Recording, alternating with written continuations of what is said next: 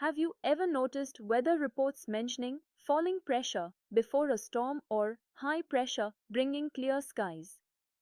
That's because atmospheric pressure, the force exerted by the weight of air, has a big impact on our environment.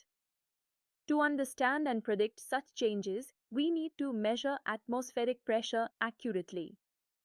At sea level, this pressure is about 1.013 into 10 to the power 5 pascals. That's a lot of invisible force pressing down on every square meter. And to detect this silent pressure, we need smart instruments like barometers. Let's explore how they work. Let's rewind to the year 1643 when Italian scientist Evangelista Torricelli invented the first barometer. He filled a long glass tube with mercury, inverted it into a mercury-filled dish, and observed that the mercury didn't flow out entirely. Why? Because the atmospheric pressure was holding it up. The height of the mercury column, typically 76 centimeters at sea level, gives us a direct measure of pressure. As shown in the diagram, the vacuum at the top ensures no air pushes back, so only atmospheric pressure supports the column. This invention opened the door to a whole new understanding of air and weather. So how does this mercury barometer really work? Well, it operates on a simple principle of fluid balance. The pressure exerted by the atmosphere must equal the pressure due to the mercury column. This gives us the formula P equals H multiplied by rho multiplied by G, where P is pressure, H is the height of the mercury column in meters, rho is the density of mercury in kilograms per cubic meter, and G is the acceleration due to gravity. So if the air pressure increases, the column of mercury rises. And when it falls, the column drops. This elegant setup allows us to see pressure changes just by observing the height of mercury, nature and physics, beautifully in sync. Mercury barometers are effective, but they're bulky and contain toxic liquid. That's where the Aneroid barometer comes in. Aneroid means without liquid. This instrument uses a sealed metallic chamber that expands and contracts as pressure changes. These tiny movements are transferred through a system of springs and levers to a dial with a rotating needle.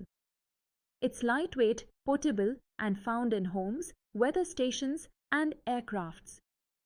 As you can see in the diagram, the metal box inside reacts to air pressure changes, and the pointer reflects this on the scale. It's a brilliant example of how physics finds safer, smarter solutions over time. When it comes to expressing atmospheric pressure, we use different units based on the context. The C unit is the pascal, where 1 pascal equals 1 Newton per square meter. Other common units are bar, where 1 bar is equal to 10 pascals, millimeters of mercury, abbreviated mmHg, and atmosphere, or ATM, where 1 ATM equals 1.013 times 10 pascals, which is also 760 millimeters Hg. So whether you're a scientist, meteorologist, or pilot, understanding these conversions is key to reading and using pressure data effectively. Let's apply the barometer principle with a numerical example. Suppose the height of a mercury column is 76 centimeters, the density of mercury is 13,600 kilograms per cubic meter, and G, the acceleration due to gravity, is 9.8 meters per second squared.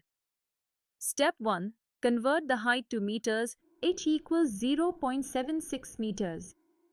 Step 2. Use the formula P equals H into rho into G, that's P equals 0.76 into 13,600 into 9.8.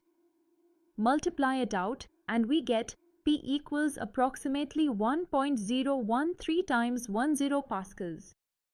That's the standard atmospheric pressure, and this simple calculation shows how nature's invisible push can be measured with accuracy.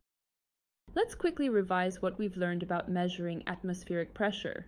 We started with Torricelli's mercury barometer, which uses the height of a mercury column to reflect pressure. Then we explored the Aneroid barometer, a mechanical device that's compact and liquid-free. We also saw that atmospheric pressure is commonly expressed in pascals, bars, millimeters of mercury, and atmospheres. Finally, we used the equation P equals H into rho into G to calculate standard atmospheric pressure step by step. So the next time you hear about rising pressure or low pressure zone, you'll know exactly what it means and how it's measured. I hope you now have a better sense of how pressure surrounds us and how we quantify it with clever instruments. See you in the next session with more insights from the world of physics.